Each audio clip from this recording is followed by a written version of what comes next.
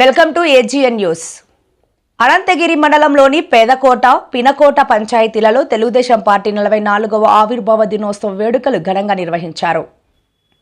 Party నాయకులు, కార్యకర్తలు, అభిమానులు పెద్ద సంఖ్యలో పాల్గొని కార్యక్రమాన్ని విజయవంతం చేశారు. ఈ సందర్భంగా ఎస్టీ సెల్ ప్రధాన నాయకులు, మాజీ సర్పంచ్ జె దేముడు టీడీపీ జెండాను ఆవిష్కరించి పార్టీ స్థాపకుల సేవలను స్మరించుకున్నారు. అనంతరం మాట్లాడిన ఆయన పార్టీ బలోపేతమే ప్రతి కార్యకర్త లక్ష్యంగా తీసుకోవాలని, గ్రామస్థాయి నుంచి పార్టీని మరింత బలంగా తీర్చిదిద్దేందుకు అందరూ కలిసికట్టుగా పనిచేయాలని పిలుపునిచ్చారు. ఈ కార్యక్రమంలో అనంతగిరి మండల క్లస్టర్ కో ఇన్ఛార్జ్ జె సురేష్, గ్రామ కమిటీ ప్రధాన కార్యదర్శి కె గణేష్, పార్టీ కార్యకర్తలు, గ్రామ ప్రజలు, అభిమానులు పాల్గొన్నారు. సీతారామరాజు జిల్లా అనంతగిరి మండలం పెదకోట పంచాయతీలో తెలుగుదేశం పార్టీ ఆవిర్భావ దినోత్సవం కార్యక్రమం జరుపుకుంటున్నాము. మరి తెలుగుదేశం పార్టీ స్థాపించి ఇప్పటికీ 44 సంవత్సరాలు అవుతుంది. మరి ఆనాడు నందమూరి తారక రామారావు పార్టీ స్థాపించారు. మరి అతను సమాజమే దేవాలయము, ప్రజలే దేవుళ్ళన్న నినాదంతో ఈ తెలుగుదేశం పార్టీ ఆవిర్భావం మొదలైంది.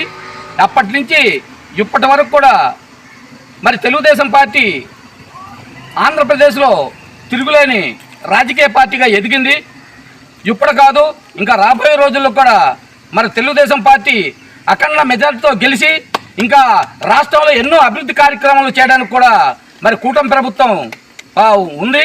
అందుగురించి ప్రజలందరూ కూడా ఇన్ని సంవత్సరాలు ఈ పార్టీ మరి వెనక చూడకుండా మరి మంచి అభివృద్ధి కార్యక్రమాలు చేసుకుంటూ ముందుకు దూసుకొని వెళ్తుంది.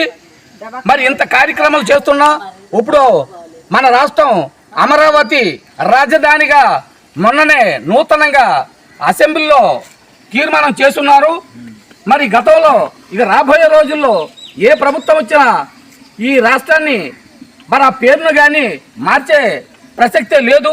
ఏ రాజకీయ పార్టీ కూడా సాహసించి మరి గతంలో జగన్మోహన్ రెడ్డి లాగా 5 రాజధానులు 3 రాజధానులు చేస్తానన్నటువంటి నినాదం కానీ అటువంటి మాటలు కూడా ఆడే అవకాశం లేని పరిస్థితిలో ఈనాడు తెలుగుదేశం పార్టీ జాతీయ నాయకులు నారా చంద్రబాబు నాయుడు గారు, లోకేష్ గారు, మరి కూటమి నాయకులు పవన్ కళ్యాణ్ గారు, డిప్యూటీ సీఎం గారు పవన్ కళ్యాణ్ గారు అందరూ కూడా ఏకపక్ష నిర్ణయం తీసుకొని ఆమోదించి ఈనాడు ప్రజలకి మంచి పరిపాలన అందించే దిశలో ముందుకు దూసుకెళ్తుందని చెప్పేసి మనవి చేస్తూ ఈరోజు ఈ తెలుగుదేశం పార్టీ అభిమానులకి, ఈ గ్రామ ప్రజలకు, మరి జాతీయ నాయకులకు అందరికి కూడా తెలుగుదేశం పార్టీ తరఫున పేరు పేరున ధన్యవాదాలు తెలియపరుచుకుంటూ సెలవు తీసుకుంటున్నాను.